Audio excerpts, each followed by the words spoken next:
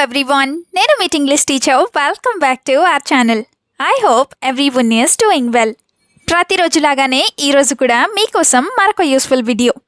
ఈ వీడియోలో ఎవరైనా అనవసరమైన విషయాల్లో తలదూరుస్తూ ఉన్నప్పుడు మనం కొన్ని సెంటెన్సెస్ని యూస్ చేస్తూ ఉంటాం కదా. అయితే ఈ వీడియోలో వాటన్నింటినీ ఇంగ్లీష్లో ఈజీగా ఏ విధంగా చెప్పాలో క్లియర్గా కొన్ని ఎగ్జాంపుల్స్తో ఇప్పుడైతే చూసేద్దాం. సో మీరైతే వీడియోని ఎక్కడ స్కిప్ చేయకుండా చివరి వరకు చూడడానికి ట్రై చేయండి. వీడియో కనుక మీకు యూస్ఫుల్గా అనిపిస్తే మర్చిపోకుండా ఒక లైక్ చేయండి. ఎందుకంటే మీరు చేసే ఈ చిన్న లైక్ ద్వారా ఈ వీడియో మరికొంతమందికి రికమెండ్ అవుతుంది. So please like this video and also subscribe to English teacher for more such videos. ఇప్పుడైతే ప్రీవియస్ వీడియోలో నేను మిమ్మల్ని 2 క్వశ్చన్స్ అడిగి ఉంటాను కదా, వాటి యొక్క ఆన్సర్స్ని చూసేద్దాం. ఫస్ట్ వన్ ఈజ్, ఈ పిక్చర్లో కనిపిస్తున్నది బట్టతల. అయితే బట్టతలని మనం ఇంగ్లీష్లో బాల్డ్నెస్ ఆర్ బాల్డ్ హెడ్ ఈ విధంగా చెప్తాం. Now the second question is, ఏమైంది, ఎందుకు దిగులుగా ఉన్నావు లేదా ఎందుకు బాధగా ఉన్నావు? ఈ సెంటెన్స్ని ఇంగ్లీష్లో what happened, why are you sad or what happened, why are you depressed ఈ విధంగా అడుగుతాం. ఇప్పుడైతే ఈ వీడియోలో మీకోసం 2 క్వశ్చన్స్ అయితే ఉంటాయి కదా. వాటిలో ఫస్ట్ వన్ ఈజ్ ఎండమావి. ఎడారిలో ఎండమావిలాగా అని అంటూ ఉంటారు కదా. అయితే ఎండమావి అనే పదాన్ని ఇంగ్లీష్లో ఏ విధంగా చెప్తాం? What do we call it in English? Let me know in the comments. Now the second question for you which is, నీకు వేరే పనేమీ లేదా లేదా నీకు ఇంకేమీ పని లేదా ఇలా అడుగుతూ ఉంటారు కదా. సో దీన్ని ఇంగ్లీష్లో ఏ విధంగా చెప్తామో మర్చిపోకుండా కామెంట్ సెక్షన్లో కామెంట్ చేసి నాకు చెప్పండి. ఇదే విధంగా మీ సపోర్ట్ని ఎప్పుడూ మీ లైక్స్ అండ్ కామెంట్స్ ద్వారా తెలియచేస్తూనే ఉండండి. ఇప్పుడైతే లేట్ చేయకుండా మన వీడియోని స్టార్ట్ చేసేద్దాం. Let's get started.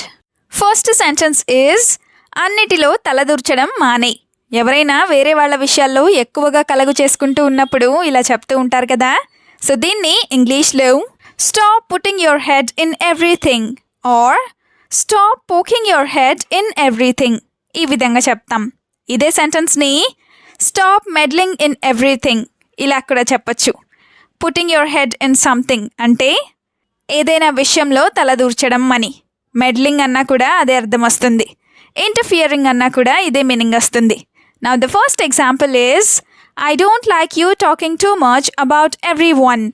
I don't like you talking too much about every one అంటే నువ్వు ప్రతి ఒక్కరి గురించి లేదా అందరి గురించి ఎక్కువగా మాట్లాడటం నాకు నచ్చదు అని. Another example is, if you interfere in everyone else's affairs, you will be scolded like this.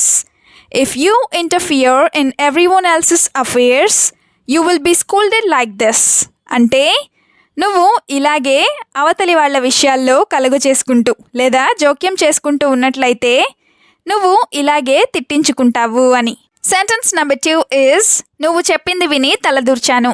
ఎవరైనా చెప్పింది విని చేసినప్పుడు ఇలా అంటూ ఉంటారు కదా. సో దీన్ని ఇంగ్లీష్లో I heard what you said and put my head in this or I heard what you said and interfered in this ఈ విధంగా చెప్తాం. Now the first example is, this should happen to me for listening to you. This should happen to me for listening to you అంటే నీ మాట విన్నందుకు లేదా నువ్వు చెప్పింది విన్నందుకు నాకు ఇదే జరగాలి లేదా నాకు ఇది జరగాల్సిందే అని. Another example is, if you listen to all of them, you will face this type of situations. If you listen to all of them, you will face this type of situations. అంటే నువ్వు గనక వారందరి మాటలు విన్నట్లయితే నీకు ఇలాంటి పరిస్థితులే ఎదురవుతాయి అని. సెంటెన్స్ నెంబర్ 3 ఈజ్, అన్నీ పట్టించుకోకపోవడమే మంచిది. ఇలా కూడా అనుకుంటూనే ఉంటారు కదా. సో దీన్ని ఇంగ్లీష్లో you better don't care about all of them or you better ignore them all ఈ విధంగా చెప్తాం. ఇగ్నోరింగ్ అంటే పట్టించుకోకపోవడం అని. For example, why do you talk so much about such small things. Why do you talk so much about such small things అంటే నువ్వు ఇంత చిన్న విషయాల గురించి ఎందుకు ఇంత ఎక్కువగా మాట్లాడతావు అని. Another example of this sentence is, she has nothing to do with me but she interfered with me or she has nothing to do with me but she interfered in my matter అంటే ఆమెకు నాకు ఎలాంటి సంబంధం లేదు కానీ ఆమె నా విషయంలో కలుగ చేసుకుంది లేదా జోక్యం చేసుకుంది లేదా తలదూర్చింది అని. సెంటెన్స్ నెంబర్ 4 ఈజ్, నీకు సంబంధం లేని విషయం ఎవరైనా మన విషయాల్లో మాట్లాడుతూ ఉన్నప్పుడు ఇలా చెప్తూ ఉంటారు కదా. సో దీన్ని ఇంగ్లీష్లో this is none of your business, this is none of your business ఈ విధంగా చెప్తాం. దీనికి సంబంధించిన ఎగ్జాంపుల్స్ని చూద్దాం. First one is I don't even know exactly who they are, so how can I interfere in their matters? I don't even know exactly who they are, so how can I interfere in their matters? అంటే వాళ్ళు ఎవరో కూడా నాకు సరిగ్గా తెలీదు, అలాంటిది నేను వాళ్ళ విషయాల్లో ఎలా జోక్యం చేసుకోగలను అని. Another example is I shouldn't have talked about them like that. I shouldn't have talked about them like that. అంటే నేను వాళ్ళ గురించి అలా మాట్లాడి ఉండాల్సింది కాదు అని. సెంటెన్స్ నెంబర్ 5 ఈజ్ అనవసరంగా తలదూర్చాను లేదా అనవసరంగా జోక్యం చేసుకున్నాను. ఇలా కూడా అనుకుంటూనే ఉంటారు కదా. సో దీన్ని ఇంగ్లీష్లో I interfered unnecessarily, I interfered unnecessarily ఈ విధంగా చెప్తాం. ఇదే సెంటెన్స్ని ఐ మెడల్డ్ అన్నెసెసరీలీ ఇలా కూడా చెప్పచ్చు. Now the first example is every time I do something, I cry about it afterwards. Every time I do something and I cry about it afterwards. అంటే ప్రతిసారి నేను ఏదో ఒకటి చేస్తాను, తర్వాత దాని గురించి ఏడుస్తూ ఉంటాను అని. Another example is I talked to them in the middle that they were fighting and now they are fighting with me. I talked to them in the middle that they were fighting and now they are fighting with me. అంటే నేను వాళ్ళు గొడవ పడుతూ ఉన్నప్పుడు మధ్యలో మాట్లాడాను, ఇప్పుడు వాళ్ళిద్దరూ నాతో గొడవ పడుతున్నారు అని. సెంటెన్స్ నెంబర్ 6 ఈజ్ అన్నీ అనుకున్నట్లు జరగవు.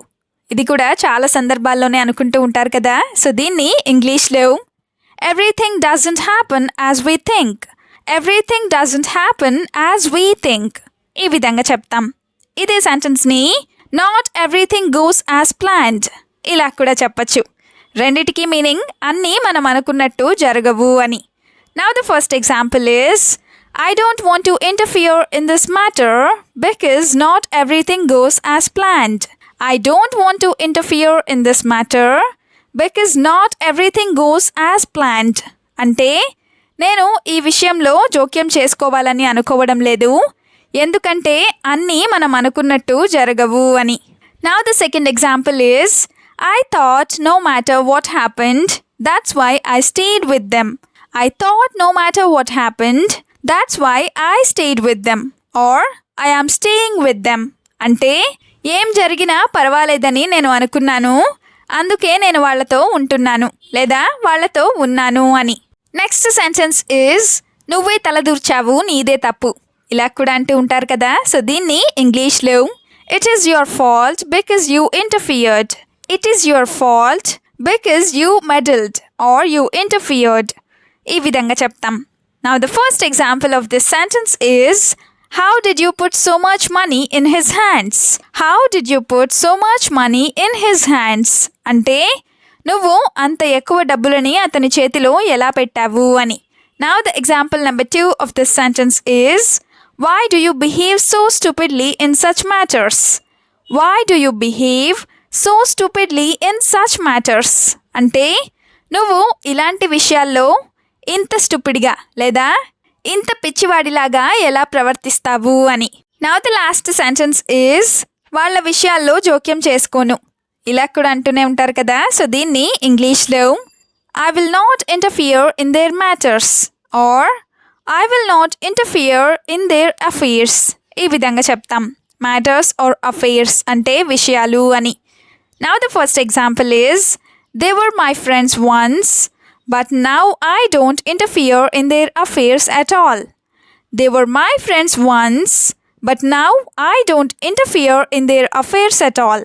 అంటే వాళ్ళు నాకు ఒకప్పుడు స్నేహితులు లేదా ఒకప్పుడు ఫ్రెండ్స్, కానీ ఇప్పుడు నేను వాళ్ళ విషయాల్లో జోక్యం చేసుకోను అని.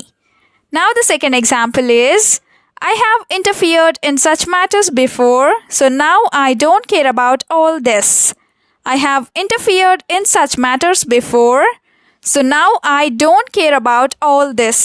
అంటే నేను ఇదివరకు లేదా ఇంతకుముందు ఇలాంటి విషయాల్లో జోక్యం చేసుకున్నాను లేదా తలదూర్చాను, ఇప్పుడు ఇలాంటి వాటి గురించి నేను అస్సలు పట్టించుకోను అని. వీడియోని ఎండ్ వరకు చూసినందుకు థ్యాంక్ యూ సో మచ్. వీడియోలో ఉన్న సెంటెన్సెస్ అన్నీ తరచూ ప్రాక్టీస్ చేస్తూ ఉన్నట్లయితే you will become a better and fluent English speaker. ఈ వీడియో మీకు ఏ విధంగా అనిపించిందో మీ ఫీడ్బ్యాక్ని మాత్రం తప్పనిసరిగా కామెంట్ సెక్షన్లో కామెంట్ చేసి చెప్పండి. We'll meet you again with a useful and interesting video. Until then, keep learning, keep practicing and keep supporting Tinglish Teacher. Have a good day. Bye bye.